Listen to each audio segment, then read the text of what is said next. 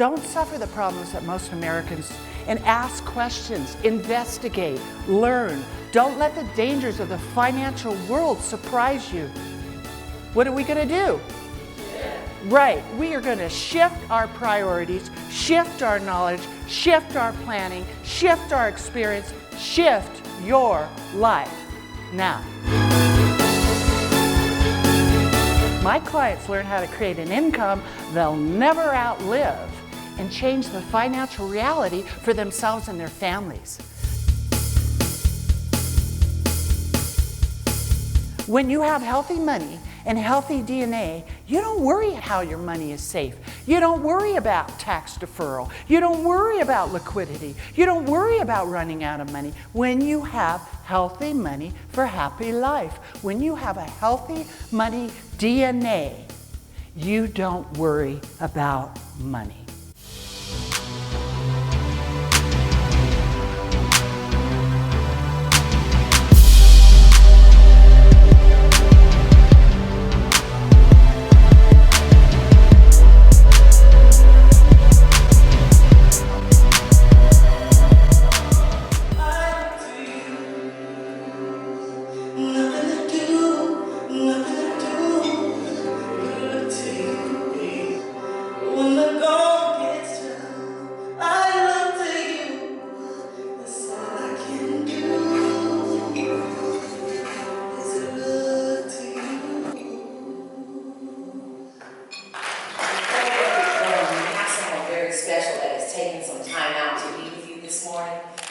You are in the city of Stonecrest right now. We're in Lithonia, Stonecrest, and there is a newly elected mayor for the Stonecrest area, and he is going to open up this morning with you all. Jason, Larry, if you can join us.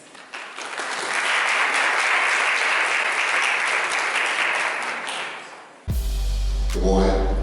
Thanks, Ms. Ross. I want to tell you a couple of things that you wouldn't know, so I'll just mention it to you and how appropriate this is with women of influence. So that's across the board. When we say women of influence, we give you just personal things. I wouldn't be mayor. I wouldn't be here today. I would be standing amongst each of you if it were not for my wife and my mother and another good friend of mine that I'll tell you about in a second. When I was growing up, I'm from Macon, Georgia, class of 1980, Northeast High School. They say I always mention that when you talk. Not only Clark College, it was now Clark Atlanta University, and the Atlanta University Center. That's 84. So I saw a couple of CCs in here. And I don't know a harder thing to do than run for office. I thought creating this city of Stonecrest would be the most difficult thing. It's pale in comparison to actually running at that particular time. And the person that I took the most influence from was my wife. Spelled Brad, 84, and we met in school. There's always a person between a successful couple that you never see on one end. Sometimes it's a man, sometimes it's a woman. In our case, my wife has always been ahead of me, and she's a really, really bright woman, but I have a PhD straight. I know what happens. I know what happens out here with us, but she's academically a genius, so I have to listen to the things that she tells me, absorb it, and then act on it from there. And throughout this triumph to be able to create the city of Stonecrest and then become its first mayor, she stood with me the entire time. We've been married for 3 decades, over 30 years. So I want to give that out to her. But through the sleepless nights, through the screaming and crying, through the argument with other people, that's the person that stood with us to be able to make this happen. So I tell folks all the time, they say, well, you know, Jason Larry was the founding father of Stonecrest, and now he's the first mayor. None of that matters. Without a woman of influence that's standing with you to be able to make it happen. That's the first thing. Second, when I was growing up, my mother and father were small business owners. And I'm just from a regular Joe family. My dad owned a bakery, my mother was a nurse, and I was the first person within any generation of my entire family to graduate from college. still was growing up. But during my childhood, my mother was ill the entire time. And we lost her when I was in my 30s or so, it was 20-something years ago. And there were often times I would stay home from school, and with 6 kids, I would actually walk to the store. That in the 60s, you can actually walk to the store. You could walk to the neighborhood store, buy a Coca-Cola, come back, deliver it, and then still go to school without being abducted or something happening to you. That can't happen today. But during those times, I spent a lot of time with her. It made me understand, and she would often tell me, people aren't made out of what you're made out of, so be patient with folks. And I'm happy to tell you all, I'm 55 years old, not that I'm Superman. I can still play basketball with any kids. I can still do anything from that arena.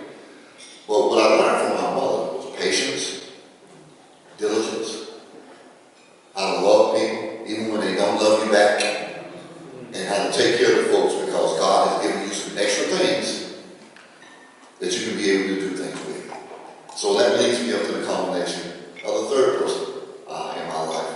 That's a woman of influence. She's not the one to tell you this, but it's Valerie Morgan from On Common Ground. I'm telling you, we would not be a city today and that couple, those people, those friends, not covered us from a news standpoint, not giving me the type of advice that I need because I am a volcano. I have to hold it in to get things done. But I listen to people, particularly Valerie and Glenn, and being a woman of influence that has been a mentor for me. Never think that there's not somebody behind the other person that's doing something. It's not that person that's actually out front all the time. It's a support group and the people that are beside them that's giving them advice to be able to hold things in the road, if you will. And it was a rough journey. But what I learned is that if you stand with those people and they stand with you, and I'll use the term again because you all are here, women of influence, business is a big piece of it, but the personal relationship that you foster with people over years, that's going to make the difference in your life. So those 3 people I wanted to recognize personally. I wanted to make sure that you all know what you're doing here is the most important piece on the planet. It really is. And even though men don't say it enough, we cannot do this without you. Here it is. So I'm telling you here this morning, you're the most important species on the planet. Thank you for your time today. Ms. Ross, I really appreciate it. And thank you for giving me a few moments to share with you. Go ahead.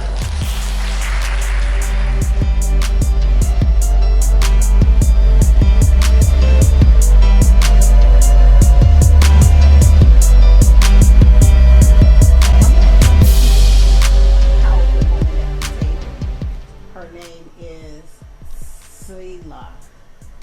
Sheila Ward. I got that right. Don't look at the end. Right. Got it. Ms. Ward, Ms. Sheila, tell us a little bit about yourself. Well, thank you for having me here. I'm so excited. My name is Salah. I am a business development strategist. So what I do is I help entrepreneurs to be able to televise, monetize, and multiply their message.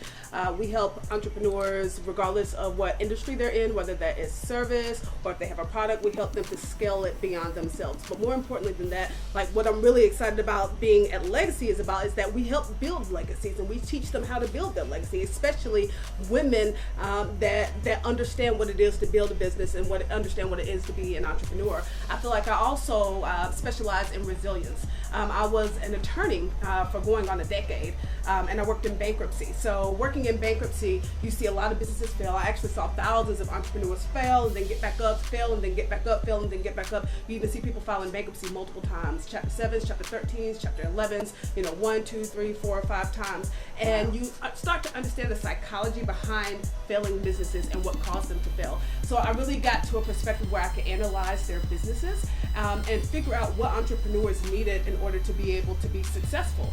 And even in my own entrepreneur journey, I started a law firm, I lost my law firm, I started it again, lost it again, started some other businesses. I had a limo company at one point. I had so many different variations of businesses that have been successful, and some of them have failed, and I started to understand the story behind it. So helping entrepreneurs to develop their story and to develop their resilience and understand that no really just means that whoever you're talking to doesn't understand what you're asking, right? It just means you have to rephrase it. So helping them get past the no, that's what we specialize in. Okay. Wow. But you really let people know that it's all right to fail. Or no, I don't call it, it's not called failing. I think it's called just dusting yourself off. As I used to say, dust your shoulder off. And just, it's okay to fail. I say fail all the way to the top. Right. Right? Doesn't Right. make a difference. Yes. Right. Because at least you didn't stay down there. That's right. Yes. And that's right. what you, that's a testimony by itself. Now we got another lady sitting over here, Miss Alina. Yes, my name is Alina, and I am just honored to be here. I'm honored that you have me on your show today, and I'm just grateful to be here with these powerful women. And for me, my husband and I have been in ministry for over 30 years, but we've had our own ministry for 15 years.